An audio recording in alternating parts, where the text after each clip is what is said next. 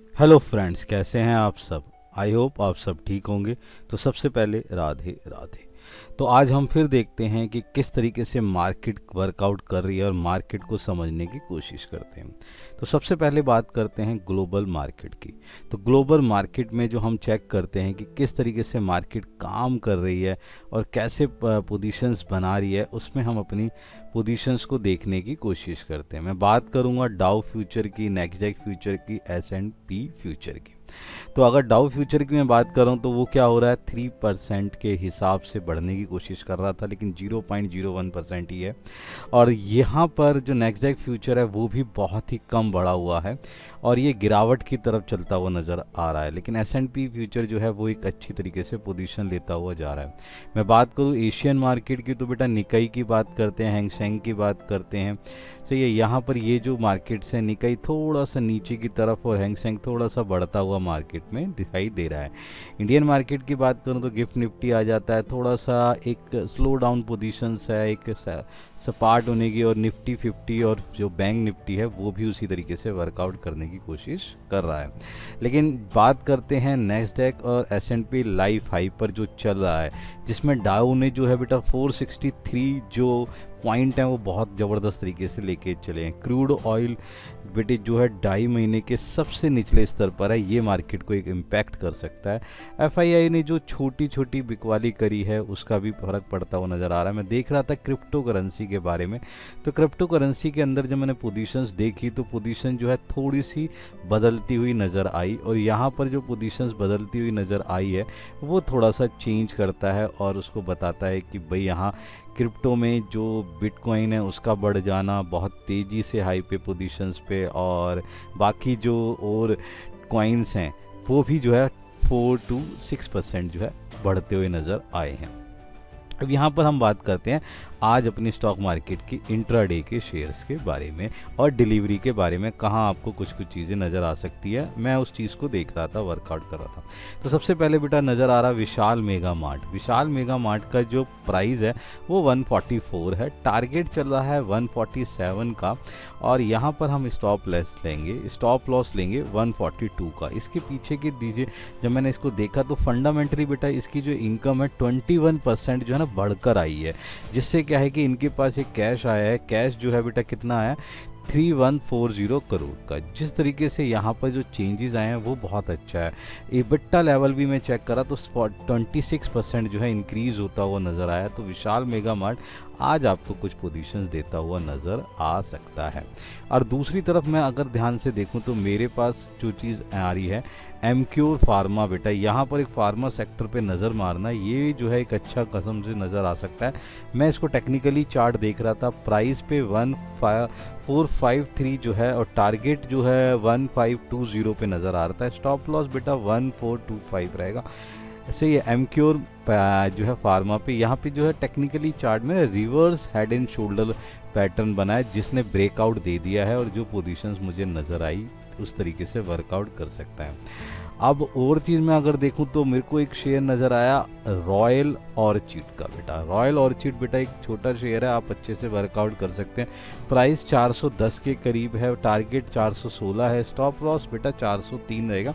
अच्छा, इसका EBITDA level जो है ना 25% जो है ना बेटा बढ़ गया है। 20 करोड़ की जो इनकम आई है उससे जो है फ़ायदा नज़र आता हुआ दिखाई दे रहा है। यहाँ पर भी आप अपना बेनिफिट लेके चल सकते हैं।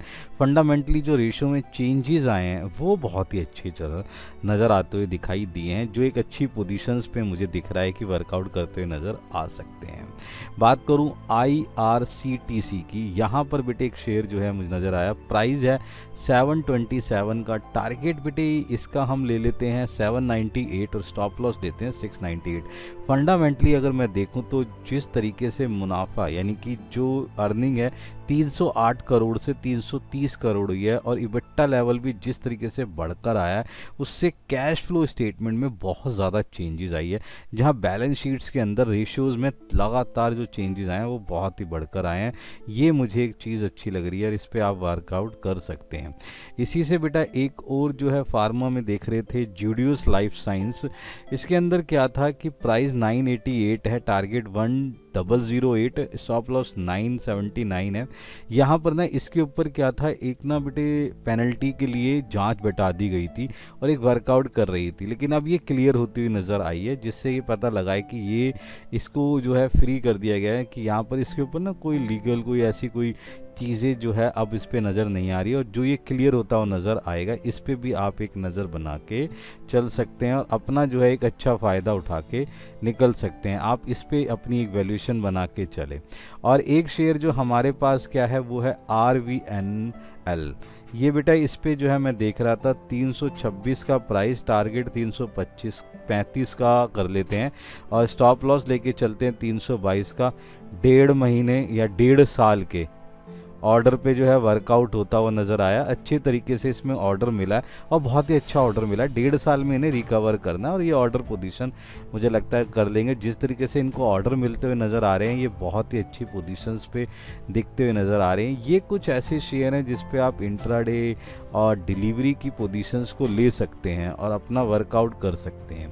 अब मैं बात करूंगा बेटा फ्यूचर एंड ऑप्शन के बारे में। फ्यूचर एंड ऑप्शन में एंजल वन जो है इसका फ्यूचर हमें बहुत अच्छा लगा। टेक्निकली चार्ट इस पे एक बेटे पैटर्न होता है जिसे बोलते हैं बुलिश एंगल्फिंग चार्ट पैटर्न, ये बनता हुआ नज़र आया है। इस पे प्राइस 2641 है, टारगेट रहेगा 2775 का, स्टॉप लॉस रहेगा 2582 का। इससे बेटे आप देख लीजिएगा ये जो है एक्चुअली चक्कर क्या है कि किस पे चलता हुआ नज़र आ रहा है, ये फ्यूचर्स पे जो है वर्कआउट करता हुआ आ रहा है। इसी तरह से मुथूट फाइनेंस की बात करें, इसका फ्यूचर भी बाय करेंगे जिस तरीके से एंजल वन का बाय करा था। यहाँ पर भी बेटे जो इसकी जो फंडामेंटल है वो बेटा 50% जो इनकम बढ़ी है, इबट्टा 89% बढ़ा है। एक डिजास्टर चीज़ें बदलती है। प्राइस 2521 है, टारगेट 2560 है, स्टॉप लॉस बेटे 2485 रहेगा। इस पे आप एक नज़र बना के चल सकते हैं। तो ये कुछ ऐसी चीज़ें हैं। अब मैं अगर ऑप्शन की बात करूँ तो इसमें क्या आता है, न्यू वर्मा वेल्थ का आता है 7000 की बेटा स्ट्राइक प्राइस है, कॉल लेके चलना है इस पर। इसका जो इनकम लेवल जो बढ़ के आया है वो बहुत ही अच्छा बढ़ के आया है, 23.7% बढ़ गया है, जिसमें 611 करोड़ की इनकम होती है। सही है जी। यहाँ पर 180 का स्टॉप लॉस है, टारगेट बेटा 300 का हम लेके चलेंगे। इस पे आप एक नज़र बना के चल सकते हैं। BPCL की मैं बात कर रहा हूँ जिसका प्राइस है 325 का स्ट्राइक प्राइस मिल जाएगा। इसका भी बेटा कॉल लेके चलना है। एट द रेट ऑफ 6.85 पे ये मिलता हुआ नज़र आएगा। स्टॉप लॉस लेंगे हम 6 का, टारगेट हम रहेंगे 9 का। इसकी भी जो इनकम लेवल है वो बहुत अच्छी बढ़कर आई है। सही है जी। 11,000 करोड़ के हिसाब से जो पोजीशंस निकलती हुई आ रही है वो पोजीशन बहुत है, जिससे रेशो में बहुत ज़्यादा डिजास्टर चेंज आता हुआ नज़र आया। ये है हमारे कुछ फ्यूचर एंड ऑप्शंस के, उसके भी आप वर्कआउट कर सकते हैं। लेकिन अगर आप कुछ काम करना चाहते हैं कि नहीं यार 6 महीने 9 महीने वाला बता दो, तो होनासा बेटा एक अच्छा वर्कआउट कर रहा है। ये होनासा का प्राइस जो है 285 है, 6 मंथ्स के लिए लेके चले, टारगेट 320 का रैंक। कंपनी ने बहुत ही अच्छे तरीके से वर्कआउट करा, मैं इसको देख रहा था। कुछ नए प्रोडक्ट लेके आई है जिसके हिसाब से ये इनकम जो है बढ़ती हुई नज़र आ रही है, और जिस तरीके से मुनाफा इसमें निकाला है वो बहुत ही अच्छी पोजीशन है। आप ध्यान रखें कि ये 400 भी टच कर सकता है बेटा। अभी इस समय 285 है, 400 भी टच कर सकता है। टारगेट अभी हम 320 का लेके चल रहे हैं, बहुत ही अच्छे पर पोजीशंस पर है। इसी तरीके से आप इस पे वर्कआउट लेके चल सकते हैं। ऐसे बेटे एक मैं ले सकता हूँ 9 मंथ्स के लिए जो हम ले सकते हैं अल्केम लैब का, जिसका प्राइस 5388 है और 6500 तक ये बढ़ सकता है, टारगेट है। इसमें जो बेटा जिस तरीके से फंडामेंटली में सुधार होता हुआ नज़र आया, ये बहुत ही ज़बरदस्त तरीके का सुधार नज़र आया। इस पर आप वर्कआउट कर सकते हैं, अपनी पोजीशंस को ले सकते हैं। यहाँ एक अच्छी पोजीशन मुझे नज़र आती हुई दिखाई दे रही है। तो ये कुछ ऐसे शेयर हैं जिस पे मार सकते हैं आप नज़र, अपना पोजीशन उठा सकते हैं, वर्कआउट ले सकते हैं। देन इसी तरीके से हम मिलते रहेंगे अपनी सीरीज़ के अंदर। देन मिलते हैं नेक्स्ट सीरीज़ के अंदर। Good bye.